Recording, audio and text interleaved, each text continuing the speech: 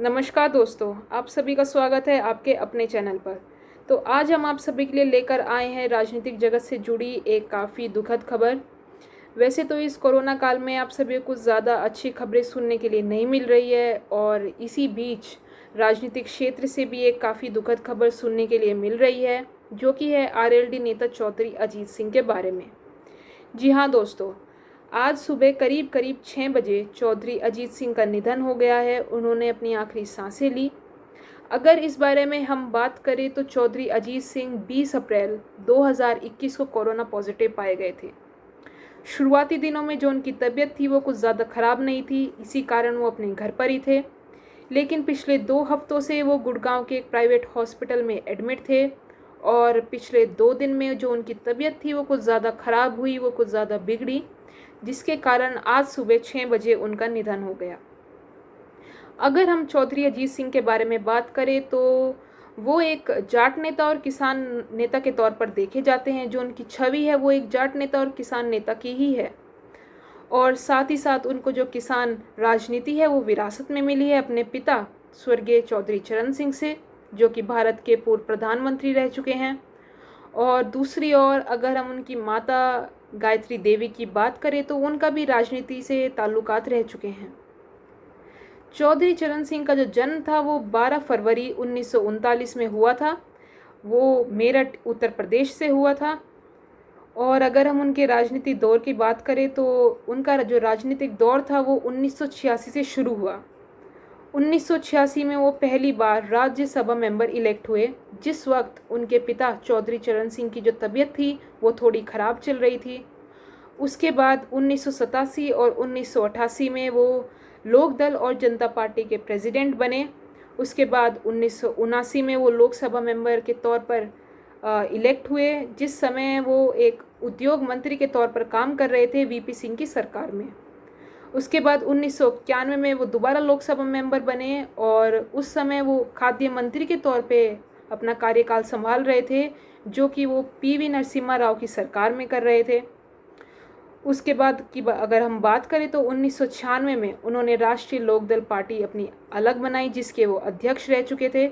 और अगर हम उस पार्टी के उपाध्यक्ष की बात करें तो उसके उपाध्यक्ष उनके बेटे जयंत चौधरी है, जो कि 15वीं लोकसभा के मेंबर रह चुके हैं मेरठ सीट, मथुरा सीट से। अगर हम उनके आगे राजनीतिक दौर की बात करें तो 1997 में वो दोबारा एमपी बने। उसके बाद 1998 में उन्हें हार का सामना करना पड़ा, लेकिन फिर लगातार 1999, 2004 और 2009 में वो अपना जो चुनाव है वो जीते। 2001 से लेकर 2003 तक वो कृषि मंत्री रहे अटल बिहारी वाजपेयी की सरकार में। उसके बाद 2011 में उन्होंने कांग्रेस के साथ गठबंधन कर लिया और साथ ही साथ वो मिनिस्टर ऑफ सिविल एविएशन भी रहे 2011 से लेकर 2014 तक। फिर 2014 में उनको थोड़ा झटका लगा और 2014 में वो भाजपा नेता डॉक्टर सत्यपाल सिंह से चुनाव हार गए। उन्हें हार का सामना करना पड़ा, जो कि बागपत सीट से ही थी। जैसे कि बागपत सीट उनकी पुश्तैनी सीट मानी जाती है और बागपत उनके पिता चौधरी चरण सिंह की कर्मभूमि मानी जाती है। वो अक्सर अपने जो चुनाव थे वो बागपत सीट से ही लड़ा करते थे। और फिर उसके बाद 2019 में उन्हें दोबारा से हार का सामना करना पड़ा, जो कि भाजपा नेता डॉक्टर संजीव बालियान के खिलाफ उन्हें हार का सामना करना पड़ा। लेकिन दूसरी ओर अगर हम उनकी एजुकेशन की बात करें तो उन्होंने अपनी बीटेक की हुई है कंप्यूटर साइंस से आईआईटी खड़गपुर से। उसके बाद उन्होंने अपनी जो एमएस है वो इलिनॉइस इंस्टीट्यूट ऑफ टेक्नोलॉजी से की है, अमेरिका। पेशे से तो वो एक कंप्यूटर साइंटिस्ट रह चुके हैं, लेकिन साथ ही साथ वो कुछ ऐसे चुनिंदा भारतीयों में से एक हैं जिन्होंने आईबीएम के साथ काम किया हुआ है 1960 के दौर में।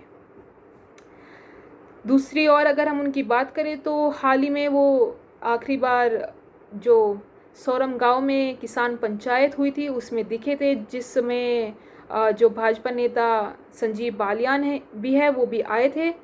जैसे कि जो भाजपा के कार्यकर्ता है और किसान के बीच में जो झड़प हुई थी उसके बारे में वो जो महापंचायत है वो रखी गई थी, जिसमें जो चौधरी अजीत सिंह है उन्होंने भी शिरकत की थी।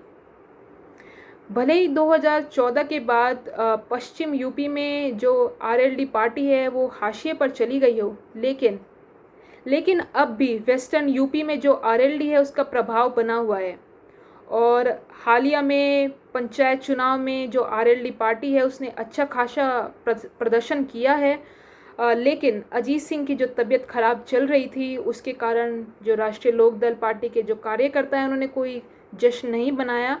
जैसा कि जो आरएलडी पार्टी के अध्यक्ष है अजीत सिंह की तबीयत में थोड़ी गिरावट थी, थोड़ी बिगड़ी हुई थी इस कारण से। लेकिन आज सुबह जैसे उनका 6 बजे निधन हुआ, इसके बाद जो राष्ट्रीय लोकदल पार्टी है उसकी पूरी भागदौड़ उनके बेटे जयंत चौधरी पर आ चुकी है। और हम उम्मीद करते हैं कि जो चौधरी चरण सिंह ने अपनी पार्टी को जिस मुकाम तक पहुंचाया था उसी मुकाम तक जयंत चौधरी भी अपनी पार्टी को पहुंचाने में सक्षम रहेंगे। और उनकी भी जो छवि है वो एक जाट नेता और किसान नेता के तौर पर बनेगी, और वही अपने उनके लोगों के बीच में उसी छवि के तौर से वो भी देखे जाएंगे। तो ये थी आज की खबर, और साथ ही साथ हम भी चौधरी अजीत सिंह को श्रद्धांजलि अर्पित करते हैं और उम्मीद करते हैं कि जो जयंत चौधरी हैं वो भी ठीक होंगे और उनके परिवार वाले भी इस संकट भरे दौर से गुज़र रहे हैं, तो हम इसी कारण श्रद्धांजलि अर्पित करते हैं। तो ये थी आज की महत्वपूर्ण खबर। सो धन्यवाद दोस्तों। और महत्वपूर्ण और लेटेस्ट खबर जानने के लिए जुड़े रहिए आप अपने चैनल के साथ।